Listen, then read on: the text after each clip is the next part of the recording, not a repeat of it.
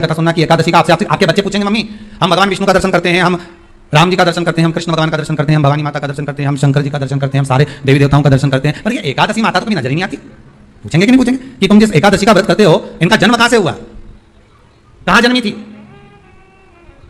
एकादशी की जन्मस्थली कहां है भाई? भगवान कृष्ण की जन्मस्थली तो मथुरा है, श्री राम जी महाराज की जन्मस्थली बोल दो जम के अयोध्या है।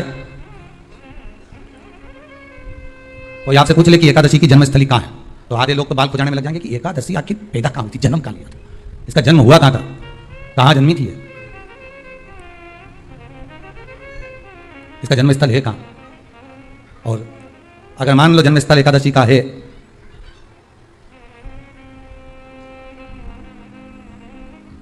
और एकादशी अगर जन्मी है, उसका जन्म हुआ है और दुनिया के लोग इतना व्रत करते हैं, उपवास करते हैं, तो फिर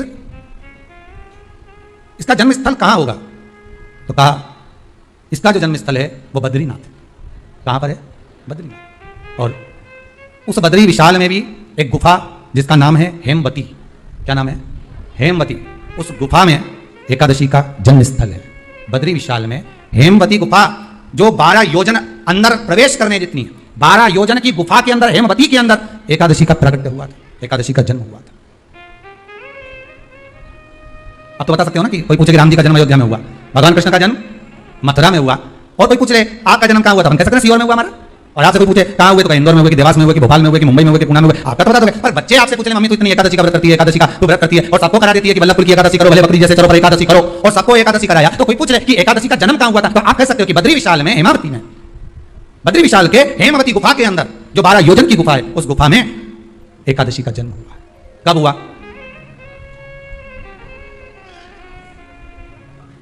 जन्म होने का कारण, राम जी के जन्म होने का कारण था रावण का संहार, भगवान कृष्ण के जन्म होने का कारण था कंस का संहार, नरसिंह भगवान के जन्म होने का कारण, प्रकट होने का कारण था हिरण्यकशिपु का संहार, बराह भगवान के प्रकट होने का कारण था कि पृथ्वी को जल पर लाकर ठहराना, हिरण्याक्ष का संहार। तो फिर इसके जन्म का कारण क्या है? तो कहा इसके जन्म का केवल एक कारण है। सतयुग में, अब एक और बात का बहुत ध्यान दीजिएगा महाराज, सतयुग एक बार नहीं हुआ कि तुम सोचो कि सतयुग के बाद में द्वापर, त्रेता आ गया, त्रेता के बाद द्वापर आ गया, द्वापर के बाद कलयुग। एक सतयुग नहीं है, एक त्रेता नहीं है, एक द्वापर नहीं है, ना जाने कितने कितने सतयुग निकल गए, ना जाने कितने कितने द्वापर, त्रेता, कलयुग, ना जाने कितने निकल गए। और आप और हम जैसे भी इस पृथ्वी पर ना जाने कितने, अरे जम के तो बोलो, निकल गए। पृथ्वी वहीं की वहीं है, जिस मकान में रहते हो वो मकान भी वहीं की वहीं है, बस कभी कभी एकदम फ्लैट हो जाता है, फिर उस पर वापस बन जाता है, फिर क्लीन, फिर बन गया, फिर क्लीन, फिर बन गया। ना जाने कितने कितने कितने कितने जन्म हम ले चुके हैं और हमारे भी आगे कितने जन्म होते रहेंगे। जमीन वहीं की वहीं रह जाएगी और अपन चले जाए, बस वो जगह वहीं रह गई। जो पहले परदादा जी की थी, दादाजी को मिल गई, दादाजी की थी, पिताजी को मिल गई, पिताजी की थी, उनके बेटे को मिल गई, उनके बेटे से उनको बेटों को मिल गई, मिलते मिलते मिलते मिलते कब वो जमीन भी बिक गई समय की अवस्था में, फिर दूसरे की हो गई और हम सोच कर रह गए कि ये हमारा है, हम इसके लिए लड़ाई करें, झगड़ा करें, हम केवल इस जमीन के लिए, जरा सी प्रॉपर्टी के लिए अदालत में खड़े, अपना समय बर्बाद कर दिया और जो पाना था वो छोड़ दिया,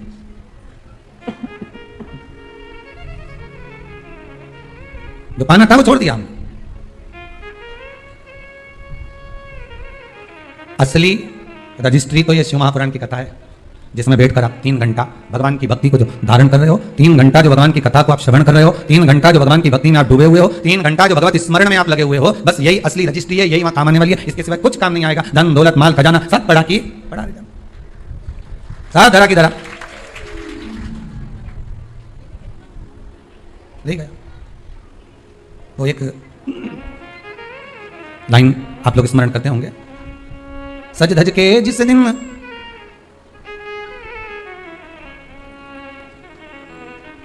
सज धज के जिस दिन मौत की शहजादी आएगी, न सोना काम आएगा न चांदी आएगी। अलमारी में धरा की धरा रह जाएगा, लॉकर में पड़ा की पड़ा रह जाएगा, लॉकर में पड़ा की पड़ा है, अलमारी में धरा की धरा है, कपड़े भी सारे घड़ी बने की बने, कपड़े भी धरे की धरे रह गए और सब पड़ा रहेगा कि छोटा सा तू कितने बड़े अरमान हैं तेरे, मट्टी का तू सोने जैसे मान है तेरे, मट्टी की काया एक दिन मट्टी मिल जाएगी, न सोना काम आएगा न चांदी आएगी, न सोना काम आएगा न चांदी आएगी। सज धज के जिस दिन मौत की शहजादी आएगी, न सोना काम आएगा न चांदी आएगी, न सोना काम आएगा न चांदी आएगी। सब पढ़ा रह जाएगा, धरा की धरा रह जाएगा, सब पढ़ा की पढ़ा रह गया, जीत चला गया। झगड़ा करा, लड़ाई करी, विवाद करा, खूब झगड़े पर मिला क्या? इतनी सी जमीन है, इतनी मिल भी गई, हो गया, मान लो तुमको मिल गई लड़ाई झगड़ा में। यहाँ तो शिव महापुराण की कथा कहती है कि माता पिता के आशीर्वाद से बड़ी दुनिया में कोई प्रॉपर्टी नहीं है। माता पिता के आशीर्वाद से बड़ी दुनिया में कोई दौलत नहीं है। कि जिस घर में माँ बाप की इज्जत नहीं होती, उस घर में देखना कभी बरकत नहीं होती। सही प्रॉपर्टी, सही जमीन, सही जायदाद, सही धन, सही दौलत, सही संपदा तो माता पिता का आशीर्वाद है। सही दौलत तो वही है, सही जायदाद तो वही है। अब प्रयास करना एकादशी के दिन कोई पत्ती ना टूटे। अगर आपको तुलसी के दल की भी जरूरत है तो आप दूसरे से कह सकते हो कि मुझे तुलसी का दल ला दे, पर मेरे हाथ से मैं किसी को कष्ट ना दूं। कितने तपबल से एकादशी की उत्पत्ति हुई है, कितने तपबल से। महाराज सत्ययुग एक नहीं आया, ना जाने कितने सत्ययुग आ गए। द्वापर एक नहीं आया, ना जाने कितने द्वापर, त्रेता एक नहीं, ना जाने कितने त्रेता, कलयुग ना जाने कितने हुए, और अपने जैसे भी ना जाने कितने। तो कभी कभी तुम अहंकार भी मत करना। अपने भीतर यह अभिमान नहीं आना चाहिए कि आपके बराबर कोई दान नहीं कर सकता। किसी के भीतर यह अहंकार ना आए कि हमारे बराबर कोई ये नहीं कर सकता, हमारे बराबर ये कोई बोल नहीं सकता, हमारे बराबर ये कोई और नहीं कर सकता। नहीं, अहंकार को छोड़ दो।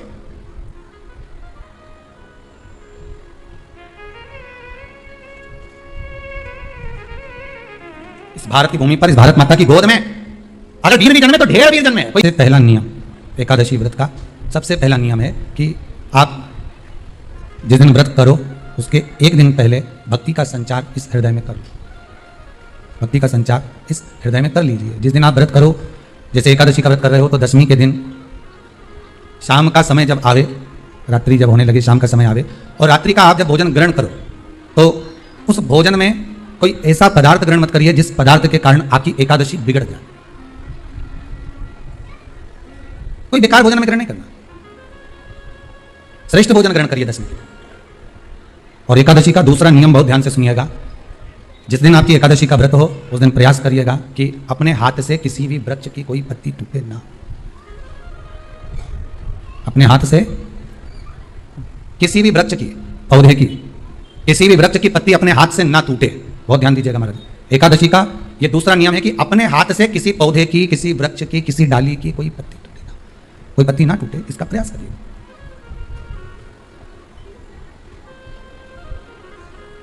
कितना सुंदर व्याख्यान कहा है, कितना सुंदर वर्णन है महाराज कि मात्र एकादशी का व्रत कर लेने पर, मात्र एकादशी का व्रत कर लेने पर जो पूर्व में किया गया हमारा पाप कर्म है, हमने किसी जीव की हत्या करी है, हमने किसी को कष्ट प्रदान करा है, हमने किसी को अपशब्द कहा है, हमने किसी को ताने दिए, हमने किसी को आड़ा टेढ़ा कहा है, हमने किसी को गालियां दे दी है, मात्र एकादशी का व्रत ही कर लेने पर ये सारे जो दोष हैं वो समाप्त हो जाते हैं। सारे दोष हमारे समाप्ति पर आ जाते हैं।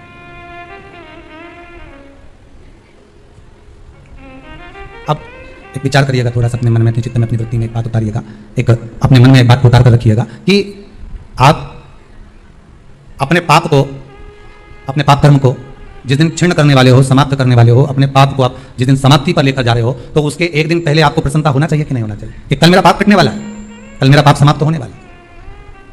जो मैंने पाप कर्म करा है वो समाप्त होगा, जो मैंने पाप कर्म करा है वो कल समाप्त हो जाएगा। तो एक दिन पहले आपके चेहरे पर प्रसन्नता होगी ना हो,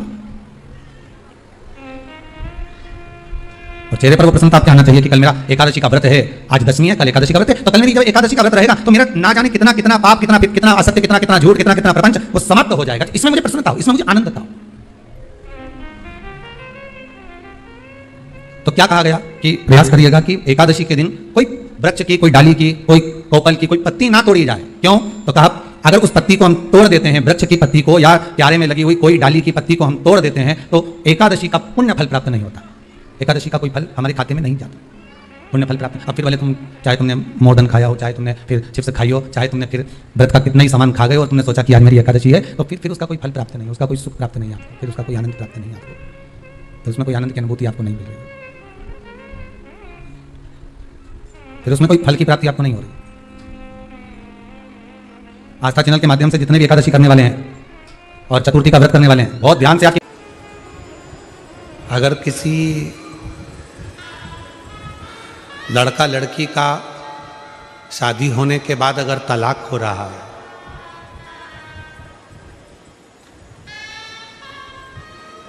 लड़की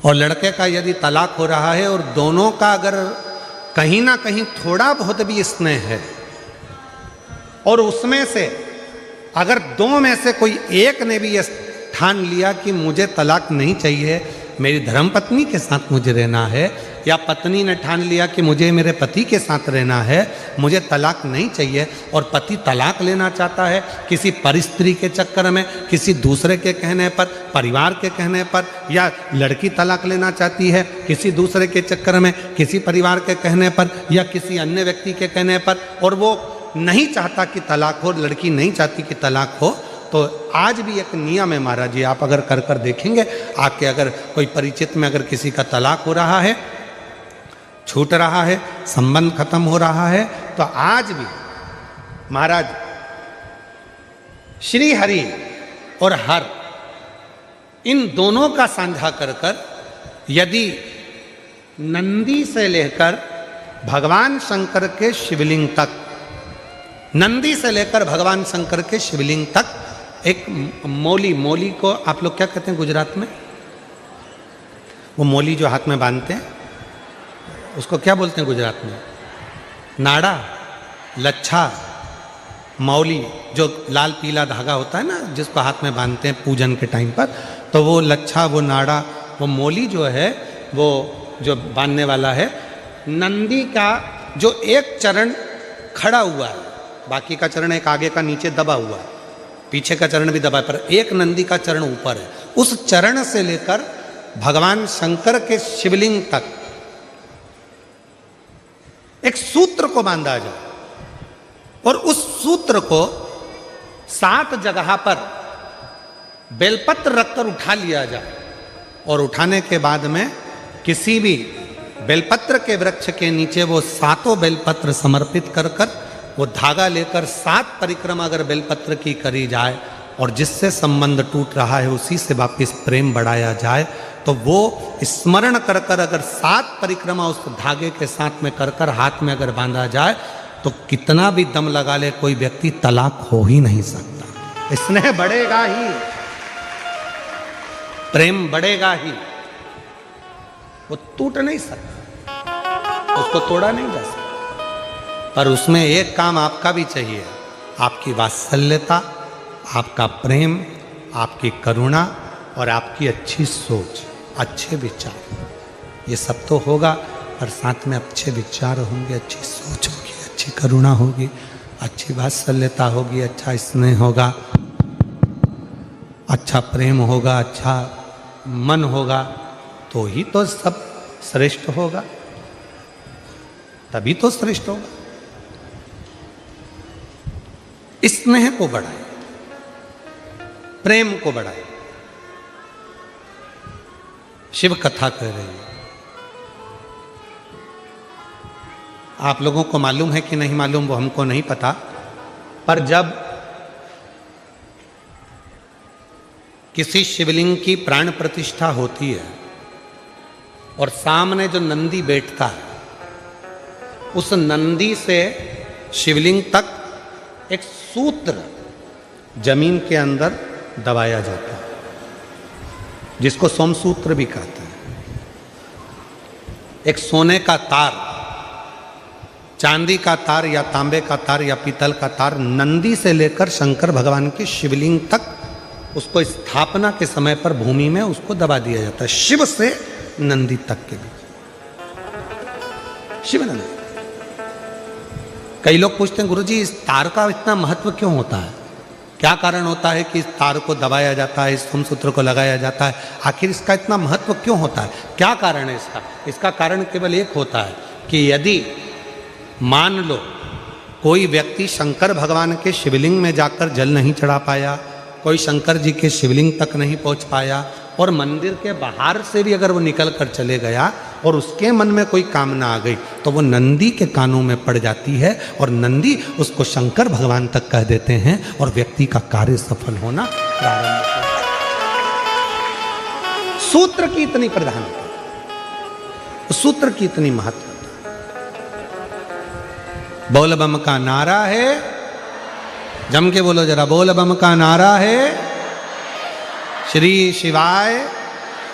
उस सूत्र का इतना महत्व है। इस बेलपत्री की पत्ती का आप लोग जितने लोग भी टीवी के माध्यम से देख रहे हैं या जितने लोग आस्था चैनल के माध्यम से, फेसबुक यूट्यूब के माध्यम से, और जितने लोगों को नजदीक से अगर ये बेलपत्री ना दिखे तो आप लोग एलईडी के माध्यम से इसका स्मरण करिएगा जरा। ये बेलपत्री की पत्ती है। इस बेलपत्री की पत्ती में धोने के बाद भी, साफ करने के बाद भी अगर बेलपत्री की पत्ती में कहीं चक्र रह जाता है या बेलपत्री की पत्ती में नीचे गदा रह जाती है, डूठ रह जाता है, और वो डूठ वाली, वो चक्र वाली बेलपत्र यदि हम समर्पित करते हैं तो उसका पुण्यता हमारे खाते में नहीं आता। चक्र कैसा और गदा कैसी, डूठ कैसा? बेलपत्री की पौधे की डंडी में से बेलपत्री तोड़ी तो नीचे डूठ रह जाता। देखा है ना माताओं? जम के बोलो जरा, देखा है सबने? उस डूठ को निकाल दिया जाता, उस डूठ को निकाल कर रख दिया जाता। अब चक्र की स्थिति क्या रहती है कि बेलपत्री का जो पौधा होता है उस पौधे में किसी किसी पत्ते में एक जैसे कागज रहता है, कागज में एक चने का दाना रख दो, चने का दाना रखकर कागज को दबा दो तो उसमें फुंसी जैसा एक भाव उत्पन्न हो जाता है। कभी कभी आप लोगों ने देखा होगा, उसमें उभरा हुआ भाग उत्पन्न हो जाता है। जिस बेलपत्री के पत्ते में, जिस बेलपत्री के पत्ते में कहीं उभरा हुआ सा भाग अगर नजर आता है, जैसे दाने जैसा अगर नजर आता है, या बेलपत्री का पत्ता नीचे से एक बिंदु जैसा उचक कर सामने आ जाता है तो वो चक्र माना जाता है। वो बेलपत्री शिव को समर्पित नहीं करी जाती। और यहां तक शिव महापुराण की कथा कर रही है, अगर आपके पास में नूतन कोई बेलपत्र नहीं है, आप किसी जगह से बेलपत्र लेकर नहीं आए हो, बेलपत्र आपकी थाली में नहीं है, पूजन की थाली में नहीं है, शिव महापुराण यहां तक कहती है कि शंकर भगवान पर चढ़ी हुई बेलपत्र उठाओ, उसको धो और वापिस उसको हाथ में लेकर देवाधिदेव महादेव से अपने हृदय की बात कहकर वो बेलपत्र वापिस शिव जी को समर्पित कर दो। शिव उसको स्वीकार कर ले, शंकर उसको स्वीकार कर ले। शंभु शरणे मांगू घड़ी दुख काटो, दया करी दर्शन आपो। विनय निवेदन। शादी के समय पर मंगल सूत्र गले में पहनाया जाता है। क्यों पहनाते हैं मंगल सूत्र? क्योंकि उस मंगल सूत्र में कुछ दाने काले होते हैं, कुछ दाने पीले होते हैं। कुछ दाने सोने के होते हैं पीले कलर के, कुछ काले कलर के होते हैं, और बीच में एक छोटा सा पेंडिल हो जाता है मंगल सूत्र। वो मंगल सूत्र शादी के मंडप में लड़का लड़की को इसलिए पहनाता है कि इस मंगल सूत्र को तुम देख लो, जैसा ये मंगल सूत्र है वैसा ही हमारा जीवन रहेगा। कुछ दिन काले रहेंगे तो कुछ दिन पीले रहेंगे, कुछ दिन सुख के रहेंगे तो कुछ दिन दुख के रहेंगे। पर चिंता मत करना, ये सुख और दुख के दिनों में जब हम पूर्ण तरह से निकल जाएंगे तब आखिरी में एक पेंडिल आता है, उसी तरह फिर हमारी जिंदगी में एक आनंद का दिन जरूर आएगा। चिंता मत, वो दिन जरूर आएगा, वो दिन अपनी जिंदगी में खुशी का दिन जरूर आएगा, सुख का दिन जरूर आएगा।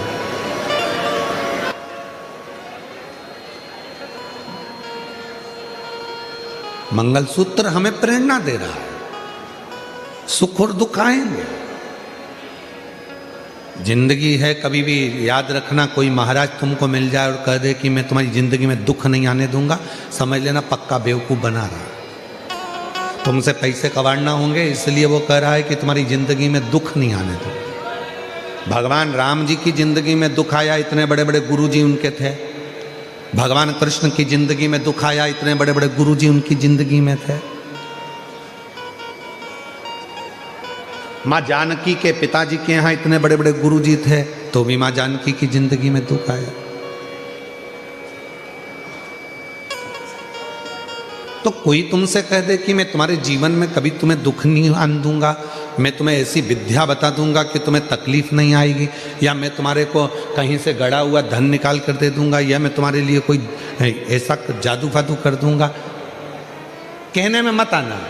आजकल बेवकूफ़ बनाने वाले बहुत घूम रहे हैं, इनके कहने में मत।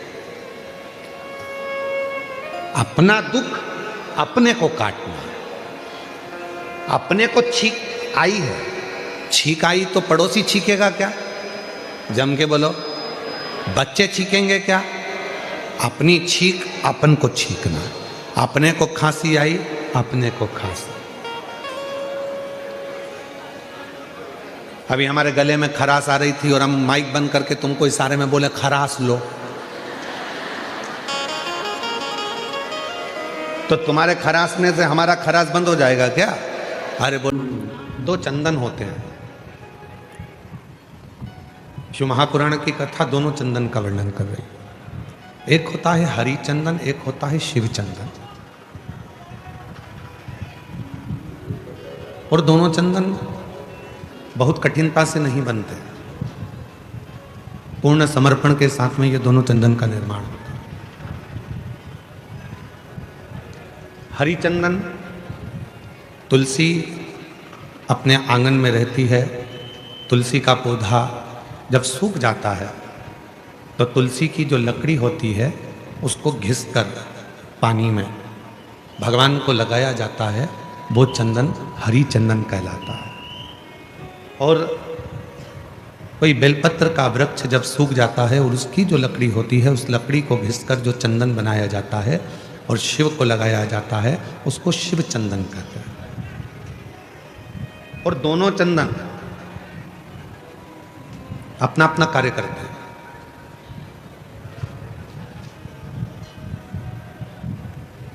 जैसे चंदन लगाते समय 3 उंगली का प्रयोग हम भगवान शिव पर करते हैं। आकार, ओमकार, ओमकार, ये 3 उंगलियों का प्रयोग हम शिव जी पे चंदन लगाते समय करते हैं।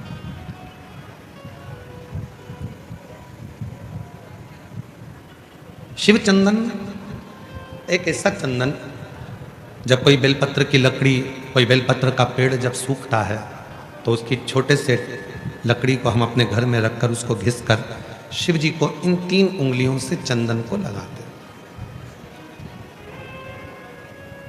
आकार, ओमकार और मकार, तीनों।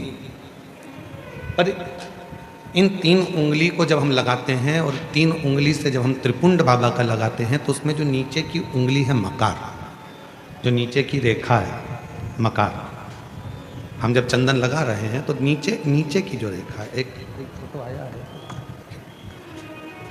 जैसे ये 3 उंगली से ये चंदन लगा, आकार, ओमकार और ये मकार। अब दुनिया की दृष्टि में लोगों को लगता है कि चंदन की लकड़ी से जो हमने चंदन लगाया वो भी श्रेष्ठ है, पर बेलपत्र की लकड़ी से जो हम चंदन लगाते हैं, चंदन घिसते हैं और वो भगवान शिव को लगाते हैं, उसमें जो ये मकार वाली रेखा है, जब हम 3 उंगली लगाते हैं तो नीचे की जो मकार की रेखा है उस रेखा का थोड़ा सा चंदन, यदि कितना भी बीमार व्यक्ति है उसके कंठ में अगर वो चंदन मकार की रेखा का थोड़ा सा चंदन उसके कंठ पर लगाना प्रारंभ कर देते हैं तो 15 दिन में वो पलंग पर से उठकर बैठना प्रारंभ कर देता है, कितना भी बीमार क्यों। आकार, ओमकार और मकार, 3 रेखाएं हम चंदन की खींचते हैं। जैसे इसमें 3 रेखा खींची, 3 रेखा। एक हरी चंदन है जो तुलसी की लकड़ी को घिसकर, जब तुलसी सूख जाती है, तुलसी जब सूख जाती है तो उसकी लकड़ी को घिसकर तैयार करा जाता है, उसको हरी चंदन कहते हैं। और वो हरि चंदन भगवान नारायण को, शालिग्राम भगवान को, भगवान नारायण को, भगवान विष्णु को वो हरि चंदन लगाया।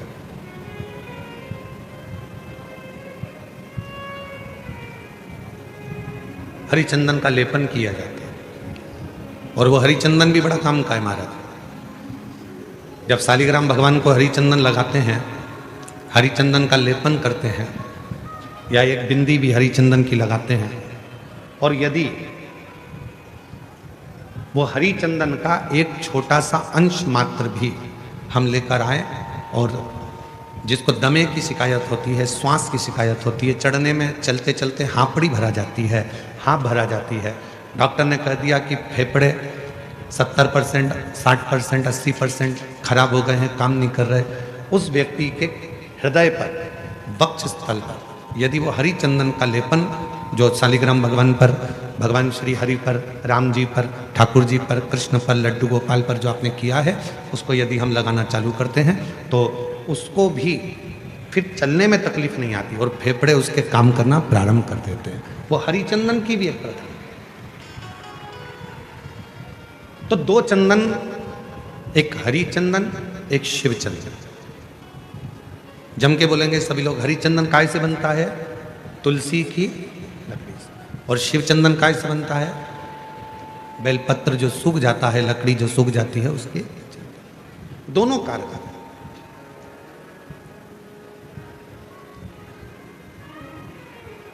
और तेरी पूजन को भगवान बना मन मंदिर, तेरी पूजन को भगवान बना मन मंदिर, घिस घिस चंदन तुझे लगाऊं, नित नित तुझको रोज मनाऊं, घिस चंदन तुझे लगाऊं, हे भगवान नित्य तेरे को मैं मनाऊं, घिस घिस चंदन रोज लगाऊं, नित नित भोला तुझे मनाऊं, घिस घिस चंदन रोज लगाऊं, नित नित भोला तुझे मनाऊं, तेरी पूजन को भगवान बना मन मंदिर, तेरी पूजन को भगवान बना मन मंदिर, बना मन मंदिर आलीसा, तेरी पूजन को भगवान बना मन मंदिर आलीसा, तेरी पूजन को भगवान। नित्य पूजन का एक फल। आज सनातन धर्म पर लोग उंगलियां उठाते हैं, आज सनातन धर्म पर लोग आक्षेप लगाते हैं कि तुम पत्थर की पूजन करते हो, आज सनातन धर्म पर लोग उंगलियां उठाते हैं कि तुम मंदिर जाते हो, जल चढ़ाते हो, पत्थर पर जल ढोलते हो। एक एक साइंस के एक एक उद्देश्य को यदि उठाकर पढ़ोगे तो पूरा साइंस हमारे सनातन धर्म की प्रधानता बताता है, और सनातन धर्म में जितनी पूजन की पद्धति है वही साइंस ग्रहण करता है, वही साइंस। आज दुनिया के लोग इस साइंस वाले कई लोग कह देते हैं हम सनातन को नहीं मानते, ये सब आडंबर है, सब पाखंड है, सब ढोंग है। नहीं,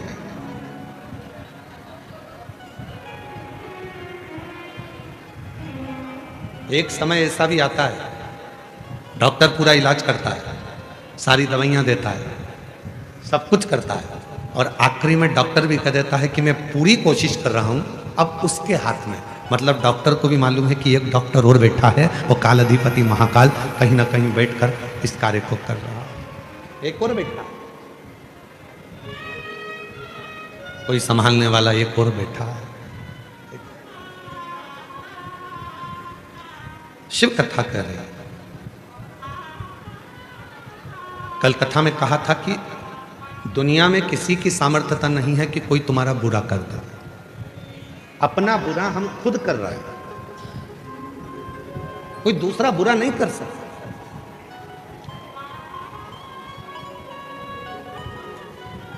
किसी की सामर्थ्यता नहीं हो सकती कि कोई तुम्हारा बुरा कर दे।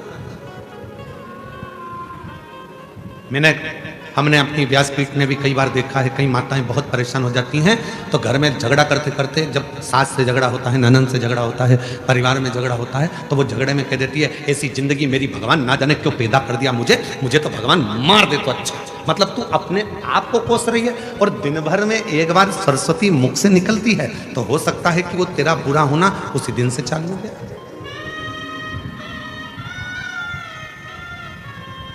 कई बार पुरुष, मेरे जीजा हुन भी जब परेशान हो जाते हैं तो कहते हैं भगवान ये शरीर तो भगवान तूने ऐसा दे दिया। कई माताएं दिन भर बैठी बैठी सोचती रहती हैं कहीं मुझे ये बीमारी तो नहीं हो गई, मेरे शरीर में गठान हो गई, कहीं मुझे ये वाली बीमारी तो नहीं हो गई, मेरे को भोजन नहीं पच रहा तो मुझे ये बीमारी तो नहीं हो गई, मेरी आंखें दुख रही हैं तो आंखों में ये बीमारी तो नहीं हो गई, मेरी कमर से चलते नहीं बन रहा तो मेरा कहीं गुड़िया तो नहीं खसक गया, मेरा घुटने से चलते नहीं बन रहा, मेरा घुटना तो बेकार नहीं हो गया, कहीं घिस तो नहीं गया। प्रत्येक स्त्री पुरुष आज के समय में प्रत्येक व्यक्ति अपने लिए ही बुरा सोच रहा, मेरे को ये तो नहीं हो गया, मुझे ऐसा। गणेश जी को जल में विसर्जन किया तो आपके मन में एक प्रश्न तो खड़ा होगा, आया तो होगा कि गणेश जी के 10 दिन तक बिठाओ, नित्य पूजन करो, ने पाठ करो, ने अर्चना करो, ने 10वें दिन इनके विसर्जन कर दो, और वो भी पानी में कर दो, पानी में विसर्जन करो। तो ये कहां लिखा कि जल में विसर्जन करो? श्रीमद् भागवत पुराण की रचना जब वेद व्यास जी महाराज करने के लिए बैठे, वेद व्यास जी ने सुखदेव जी से कहा कि मैं मंत्र बोलूंगा, मैं श्लोक बोलूंगा, इसको लिखेगा कौन? तो सुखदेव जी ने बोला गणेश जी से विनती करो। गणेश जी से कहा कि आप लिखोगे? गणेश जी बोले मैं लिखने को तैयार हूं, पर बोलते बोलते तुम रुक गए तो मैंने भी लिखना छोड़ दूंगा, उसके बाद मैं भागवत को विराम दे दूंगा, मैं आगे नहीं लिखूंगा। अब वेद व्यास जी बड़े चक्कर में पड़ गए, क्या करें? तो गणेश जी से कहा मेरे श्लोकों में कुछ गड़बड़ी हो सकती है, उसमें से गलती को छांटना पड़ेगा, फिर लिखना पड़ेगा। कितना सुंदर संबोधन श्री वेद व्यास जी ने कहा कि मैं जो श्लोक बोलूंगा आपको लिखने के लिए है, उसमें मैं कुछ गलती करूंगा, उस गलती को छांटना है, तब श्लोक लिखना है। क्यों कहा वेद व्यास जी ने ये बात? गणेश जी भगवान है, वेद व्यास जी कहते हैं मैं तो संसारिक मनुष्य हूं ना, गलती तो कर सकता हूं। गलती कौन करता है? जम के बोलो भगवान गलती करता है क्या? नहीं, गलती कौन करेगा? मनुष्य। गलती मानव करेगा, गलती मनुष्य करेगा। और गलती करने के बाद अगर हमसे अपनी जिंदगी में कोई गलती हो जाती है तो एक बार क्षमा मांगने में कुछ जाता है क्या? प्रणाम करने में कुछ जाता है क्या? निवेदन करने में कुछ जाता है क्या? नहीं। गलती हो गई मुझसे, तो गणेश जी आप गलती को छांटना, लिखना। गणेश जी महाराज लिखने बैठ गए, लिखते लिखते लिखते लिखते 10 दिन हो गए गणेश जी महाराज को। शरीर में ताप पड़ने लगा गणेश जी महाराज के। वेद व्यास जी ने गणेश जी के हाथ का स्पर्श करा तो शरीर तो तप रहा था।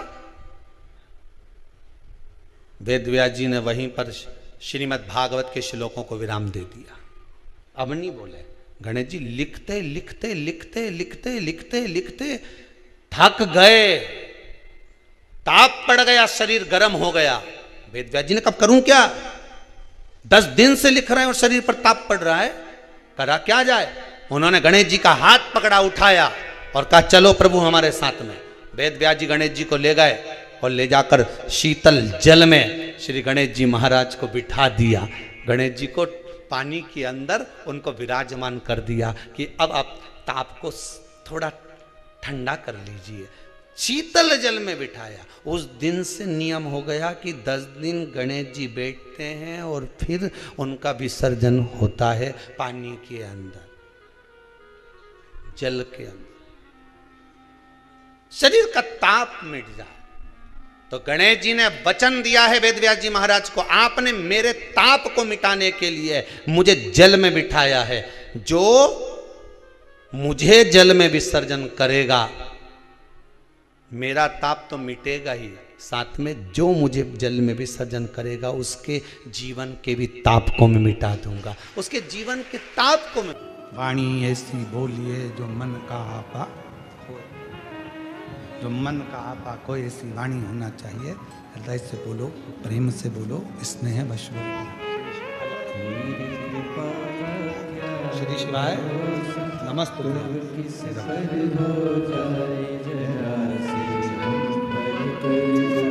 इसको शिवाय नमः। शिवाय नमः।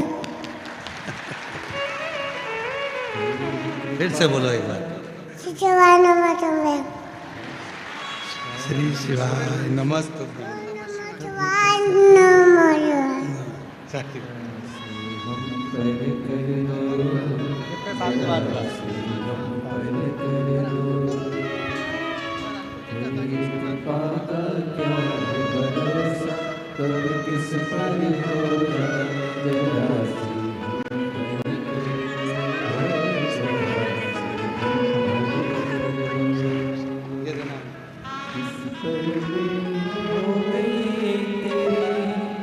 कृपा करुणा वो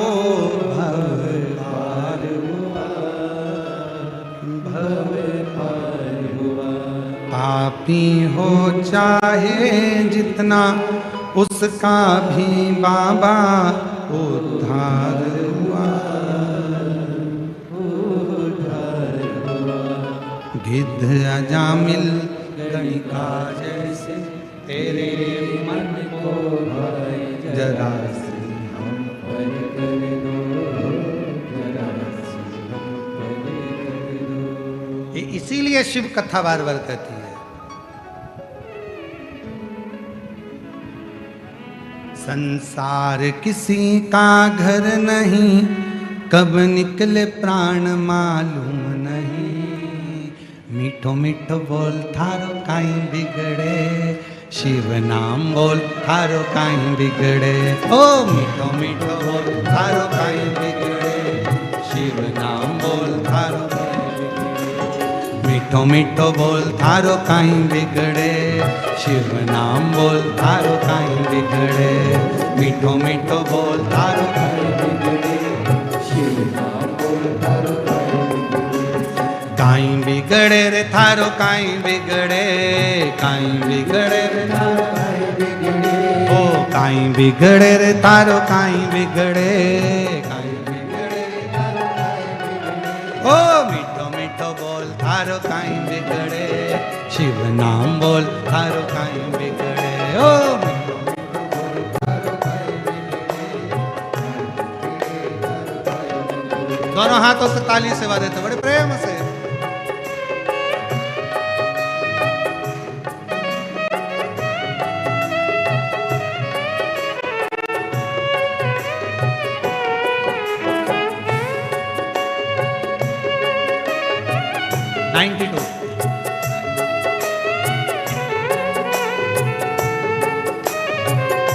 शंभो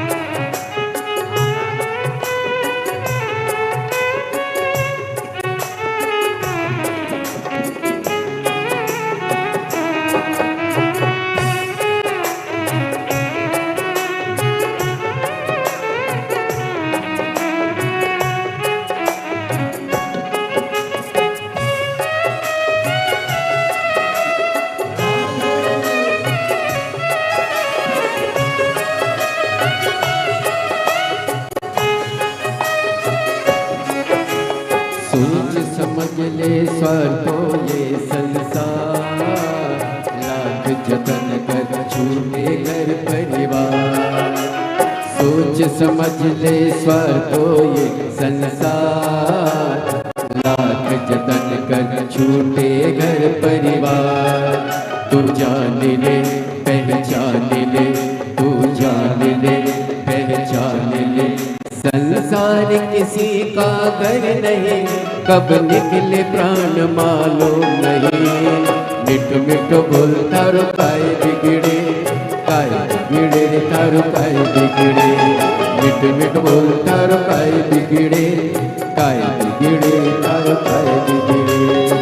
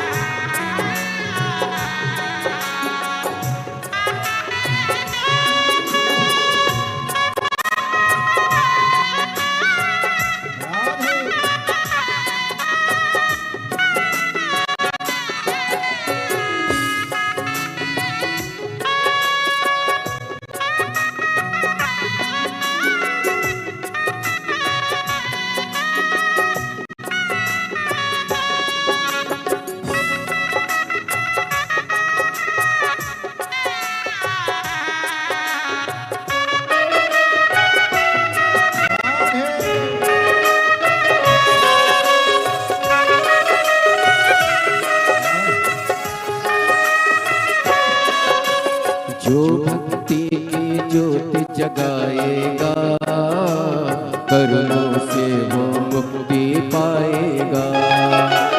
जो भक्ति की ज्योति जगाएगा, कर्मों से वो मुक्ति पाएगा।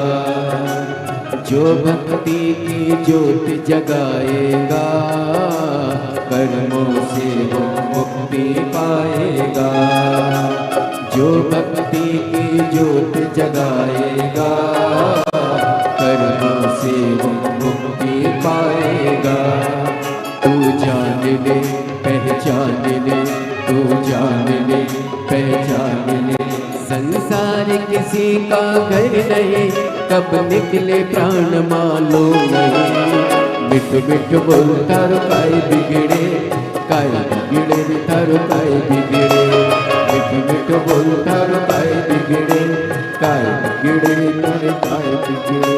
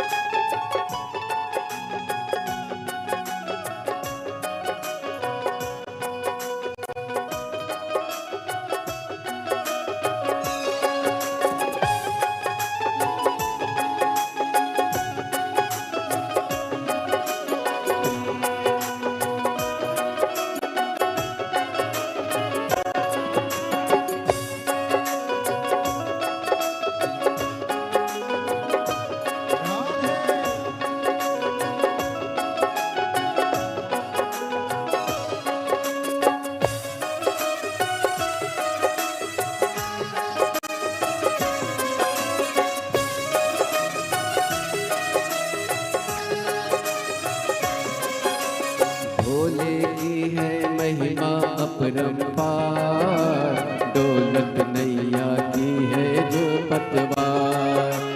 भोले की है महिमा अपरंपार, दौलत नैया की है जो पतवार। भोले की है महिमा अपरंपार, दौलत नैया की है जो पतवार। भोले की है महिमा अपरंपार, दौलत नैया की है जो पतवार। तू जान ले पहचान ले, तू जान ले पहचान ले। संसार किसी का घर नहीं, कब निकले प्राण मालूम नहीं। मिठ मिठ बोलता रो काय बिगड़े, काय बिगड़े तारो काय बिगड़े। भोले भोले बोलता रो काय बिगड़े, काय बिगड़े तारो काय बिगड़े।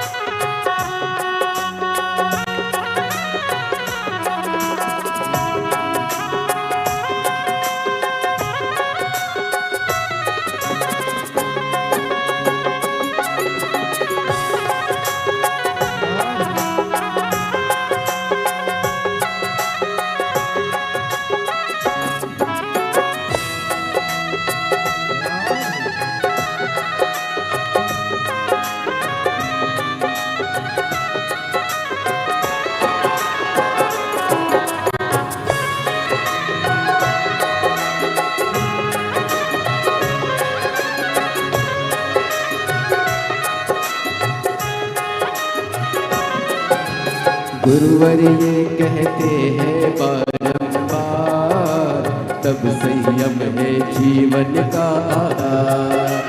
गुरुवर कहते हैं ये बारंबार, तब संयम है जीवन का आधार।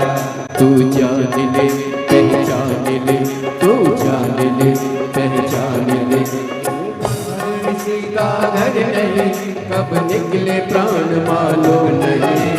मिट मिट बोल काय बिगड़े, काय बिगड़े थर काय बिगड़े, मिट मिट बोल काय बिगड़े, काय बिगड़े थर काय बिगड़े। शिव नाम बोल थारो काई बिगड़े, काई बिगड़े रे थारो काई बिगड़े। शिव नाम बोल थारो काय बिगड़े, काय बिगड़े थर काय बिगड़े। ओ शिव नाम बोल थारो काई बिगड़े, काई बिगड़े थारो काई बिगड़े। काई बिगड़े रे थारो काई बिगड़े। शिव नाम बोल थारो काई बिगड़े, शिव नाम बोल थारो काई बिगड़े, काई बिगड़े रे थारो काई बिगड़े। शिव नाम बोल थारो काई बिगड़े, काई बिगड़े रे थारो काई बिगड़े। शिव नाम बोल थारो काई बिगड़े, काई बिगड़े रे थारो काई बिगड़े। शिव नाम बोल काई बिगड़े रे थारो हर हर। अपने स्थान पर बैठकर भगवान देवता महादेव से प्रार्थना करिए, विनय करो। जहाँ जगह मिले वहाँ बैठकर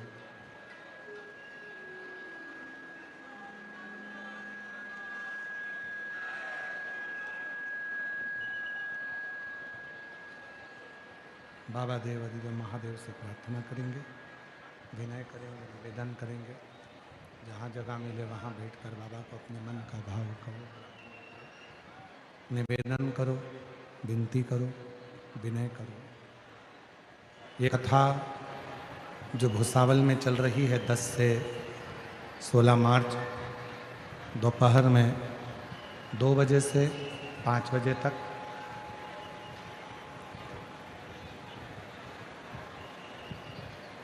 फिर 20 मार्च से 26 मार्च तक शिव महापुराण की कथा जयपुर राजस्थान में 1 बजे से 4 बजे तक दोपहर में होगी, जयपुर राजस्थान।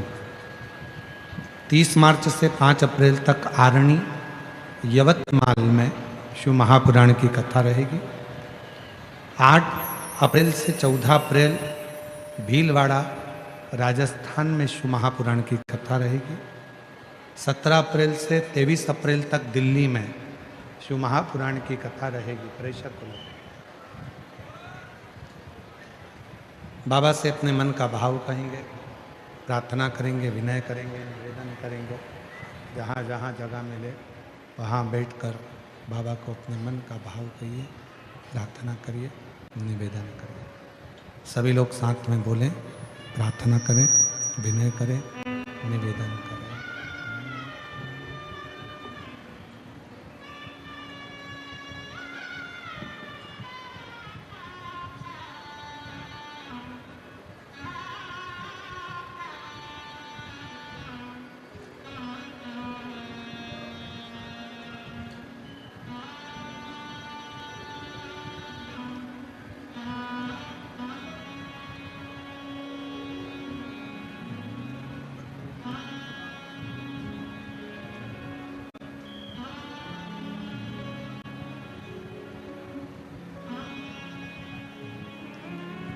श्री शिवाय नमस्तुभ्यं,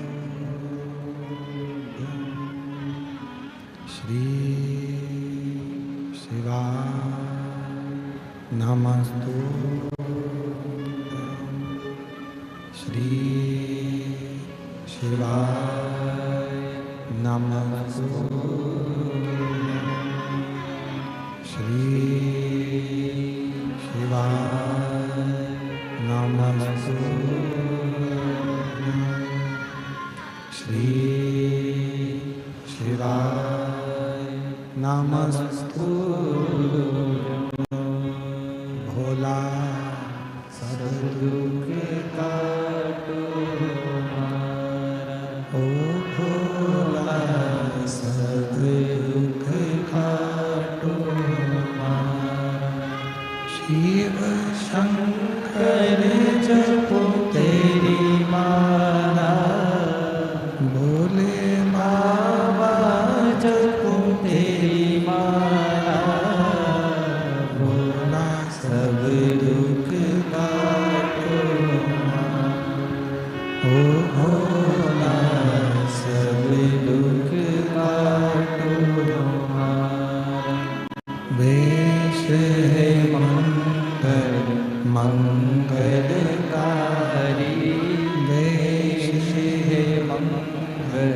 मंगलकारी शमशान वासी हमारा शमशान वासी हमारा हो भोला सब दुख खाटू हमारा हो भोला सब दुख खाटू हमारा।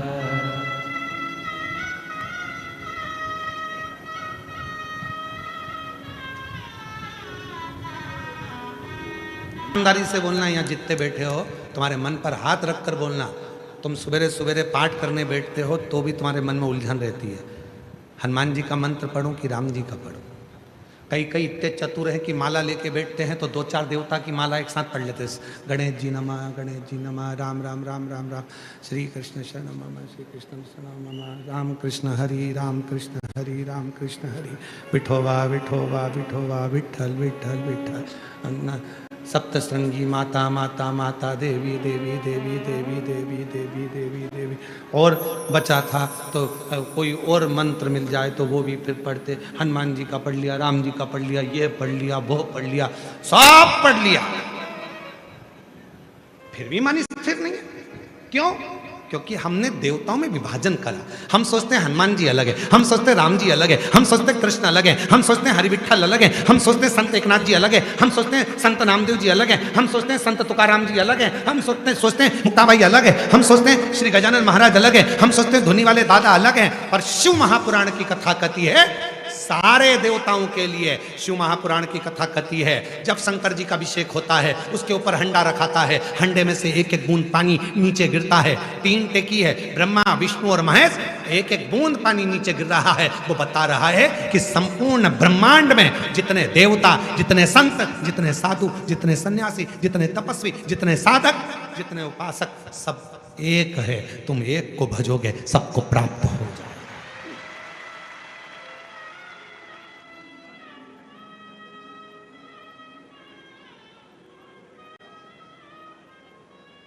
तुम्हारे घर पे पौधा है किसी का? तुलसी का पौधा, बड़ का पेड़, कोई पौधा है तुम्हारे घर में? बोलो तो गुलाब का पौधा, किसी देवता, कोई भी पौधा तुम्हारे घर में है कि नहीं है? जम के बोलो जरा, है ना? पानी देते हो? पत्ती में देते हो? फूल में देते हो? डाली में देते हो कि जड़ में देते हो? जम के बोलो, जड़ में। तो फूल में पानी देना है तो क्या करोगे? जड़ में दोगे। पत्ती में पानी देना है तो क्या करोगे? जड़ में पानी दोगे। एक जगह पर पानी डालिए, वो पानी फूल में भी जाएगा, पत्ती में भी जाएगा, सब दूर जाएगा, डालियों में भी जाएगा। उसी तरह शंकर को 1 लोटा जल डालिए, 33 कोटि देवता में जाएगा।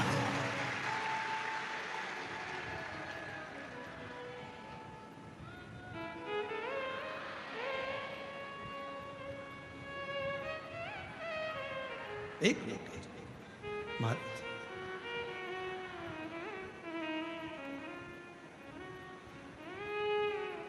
एक लोटा जल तुम शिव को चढ़ाना प्रारंभ करो, शिव को 1 लोटा जल देना प्रारंभ करो, अपने आप को जल 33 कोटि देवता को। यहां तक शिव महापुराण की कथा कहती है शंकर जी को जब जल चढ़ाते हैं तो पितरों को भी मिलता है, आहूतों को भी मिलता है, वासुकों को भी मिलता है, गंधर्वों को मिलता है, अप्सराओं को मिलता है, नागों को मिलता है, किन्नरों को मिलता है, सबको वो जल प्राप्त होता है। सबको प्राप्त।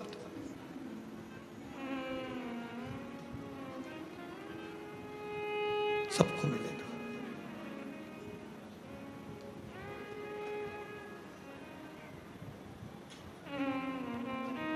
वो कहते ना, तुमनी सगड़े एक गड़वा पानी टाक टाक का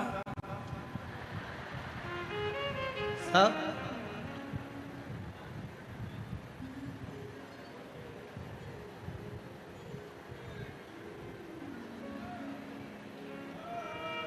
और निश्चित है, निश्चित है जब 1 लोटा जल स्वयं छत्रपति वीर शिवाजी अपनी मां जीजाबाई के कहने पर चढ़ाते थे तो सारा मराठा एक हो जाता था।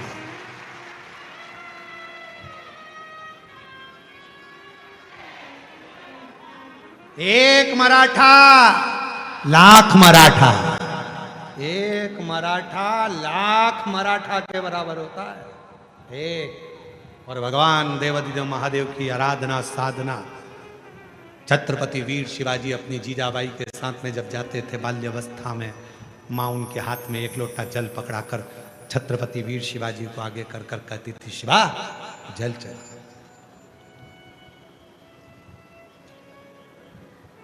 एक दिन वीर शिवाजी ने अपनी माँ जीजाबाई से पूछ लिया था, अवस्था थी 9 वर्ष की, 9 वर्ष की अवस्था में जीजाबाई से पूछा छत्रपति वीर शिवाजी ने, मां आई? हे मां आई?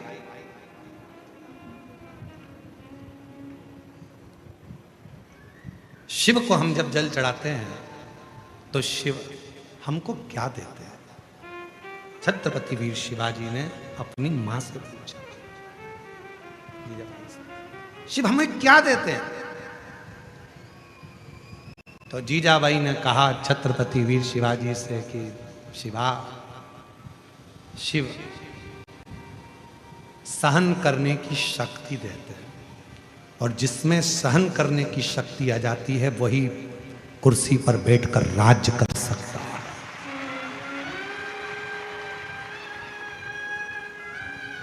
जिसमें सहन करने की शक्ति आ जाती है वही कुर्सी पर बैठकर राज्य करता है। सहन शक्ति जिसमें नहीं होती वो राज्य नहीं कर सकता। उठाकर देखिए, आज के समय में हमारे भारत देश के प्रधानमंत्री जी को कितने कितने शब्द बोले जाते हैं, कितने कितने ताने दिए जाते हैं, वो सहकर भी अपनी कुर्सी पर बैठकर पूरे भारत भूमि का संचालन कर रहे हैं। सहन शक्ति प्रबल होना चाहिए।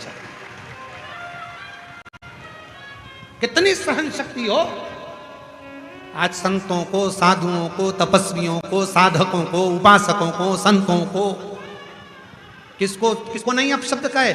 मीराबाई को अपशब्द कहे, जहर का प्याला भेज दिया राणा जी ने, और मीरा मुस्कुराकर भगवान को भोग लगाकर पी रही है। सहन शक्ति भीतर से मिलना चाहिए। और आज के जमाने में सब कुछ है, पर व्यक्ति के पास सहन शक्ति नहीं है। बड़ों ने कुछ कहा और बच्चों ने पलट कर जवाब दे दिया, सास ने कुछ बोला, बहू ने पलट कर जवाब दे दिया, बाप ने कुछ बोला, बेटे ने पलट कर जवाब दे दिया। सहन शक्ति नहीं है। सहन शक्ति गई कहाँ? जरा सा कोई एक पुलिस का एक व्यक्ति भी अगर तुमको कुछ कह देता है तो तुम तुरंत मोबाइल निकाल लेते हो, अभी बताता हूं देख मेरी पहचान का। सहन शक्ति नहीं है। एक बाउंसर अगर तुमको कुछ कह देता है तो तुम तुरंत फोन लगाने लगते हो, तुम लड़ने लगते हो, झगड़ा करने लगते हो। सहन शक्ति नहीं है। पति कुछ बोला, पत्नी ने झगड़ा करा, पत्नी कुछ बोली, पति ने झगड़ा करा। सहन शक्ति नहीं है। बाप कुछ बोला, बच्चों ने झगड़ा करा। सहन शक्ति नहीं है। मंदिर में गए थे जल चढ़ाने के लिए, शिवरात्रि का दिन था, भीड़ हो रही थी, बहुत लंबी लाइन लगी थी। सहन शक्ति नहीं है। इधर टल्ला, इधर टल्ला, इधर टल्ला, हट यहां से हट, मैं आगे जाऊंगी, मैं आगे जाऊंगी। सहन शक्ति नहीं है। लड़ना ही था तो आई काय को लोटा भर के जल चढ़ाने। कथा में आए तो भी सहन शक्ति नहीं है।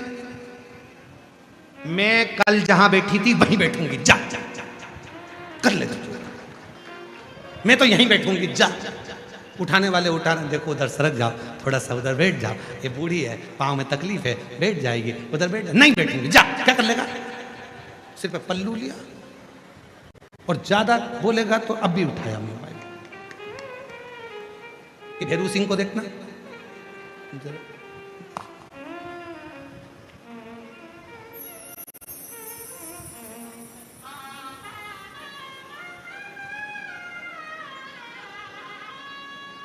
मेरी जीजियों,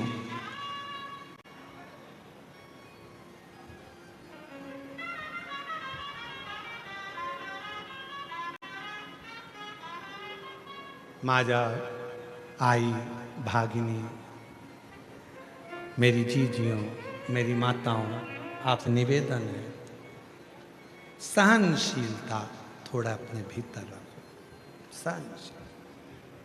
छत्रपति वीर शिवाजी ने पूछा, मां शिव जी को जल चढ़ाने पर शिव जी देते क्या है? तो मां ने कहा, सहन शक्ति देते, सहनशीलता देते, और वो बहुत जरूरी है। जिसके भीतर सहन शक्ति आ गई उसने, एक पत्र है, अच्छा है, देखो पत्र अच्छा है, देखिए।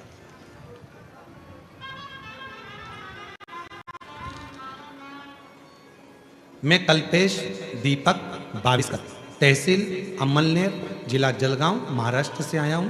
मेरा मोबाइल नंबर ये है। कहीं बैठे हो तो हाथ हिला सकते हैं और आ सकते हैं।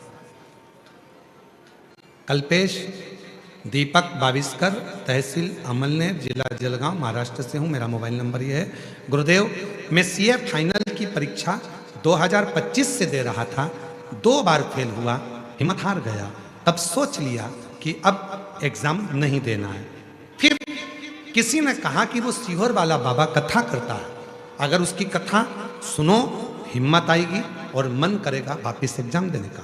दादी ने मम्मी से कहा, मम्मी ने पिताजी से कहा, पिताजी ने मुझे कहा और मैंने आपकी शिव महापुराण कथा देखना प्रारंभ करा। रोज सुबह मंदिर जाता, 1 लोटा जल चढ़ाता और बाबा से विनती करता, बाबा तीसरी बार एग्जाम केवल आपके कहने पर दिया और तीसरी बार एग्जाम आपके कहने पर दिया और बाबा की ऐसी कृपा हुई। गुरुदेव, आप कहते हो सहनशीलता रखना, शक्ति रखना, शिव सहनशीलता देता है और मेरे बाबा ने आज मुझे बाबा की कृपा से आज मेरे शंकर भगवान ने, मेरे शिव ने मुझे 1 मार्च 2026 को रिजल्ट आया और मुझे बाबा ने सीए बना दिया। मैं बाबा को यहां प्रणाम करने के लिए हिम्मत नहीं हार रही। जिसने हिम्मत हार दी, सहनशीलता जिसके पास नहीं है वो हार। अगला पत्र देखिए कितना सुंदर।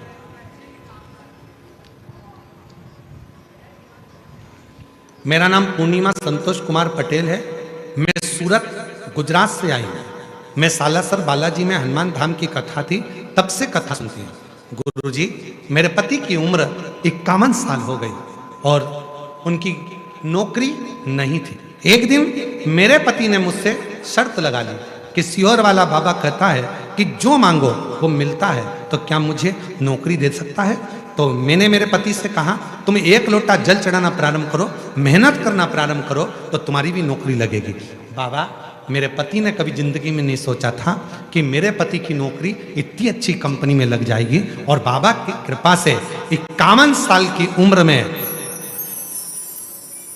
अपने देश में नहीं ओमान में, बाबा ने ऐसी नौकरी दी कि बाबा की कृपा से खूब धन भी आ रहा है और बाबा की कृपा से मेरा पति अच्छी कंपनी में नौकरी 51 साल की उम्र में कर रहा है। कहीं बैठी हो, मेरा नाम पूर्णिमा संतोष पटेल, कहीं बैठी हो तो आ सकती है। एक पत्र और देखिए।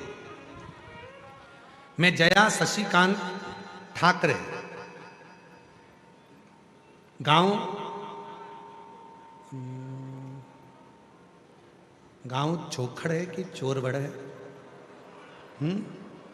चोरवड़, गांव चोरवड़, तहसील भुसावल, जिला जलगांव। गुरुजी, सादर प्रणाम। मैं यह पत्र बहुत श्रद्धा और खुशी के साथ लिख रही हूँ। कई वर्षों से हमारे यहाँ संतान नहीं थी। 19 साल हो गए थे, संतान का सुख नहीं था। 19 साल तक संतान नहीं हुई, हिम्मत हार चुके थे, पूरा परिवार टूट चुका था कि अब मैं कभी मां नहीं बन सकती। फिर किसी ने कहा, सीहोर वाला बाबा कथा करता है, उसके पंडाल में जाकर बैठो, वहां की मिट्टी को गर्भ से लगाओ, सफेद आंकड़े की जड़ का प्रयोग करो, पशुपतिनाथ का व्रत करो। मैंने वही की वही करा। 4 बार उपवास किए, 2 बार सीहोर चली गई, कंकर शंकर की पूजन करी और बाबा की कृपा से मेरे घर में 2 कंकर 2 बार जाने से आए और बाबा की कृपा से मुझे संतान 19 साल के बाद जुड़वा बच्चे हुए, 1 लड़का 1 लड़की। बाबा की कृपा से 19 साल के बाद मेरे घर में आए, जिनका मैं फोटो भी लगा रही हूँ, 19 साल के बाद मेरे यहाँ। कहीं बैठे हो, जया शशिकांत ठाकरे, गांव चोरवड़, तहसील भुसावल, जिला जलगांव। कहीं बैठे हो तो आ सकते हैं। शिव तत्व किसको कहते? भगवान शंकर की साधना। शिव क्या देंगे? सबसे पहले सहनशीलता, सबसे पहले इसीलिए आप लोगों को बार बार कहते हैं, ऐसे दयालु नाथ से। आप मत बोलो, पूरे जितने लोग बैठे हैं सब बोलो, ऐसे दया रिश्ता बनाइए, ऐसे दयालु नाथ से रिश्ता बनाइए, मिलता रहेगा आपको जो कुछ भी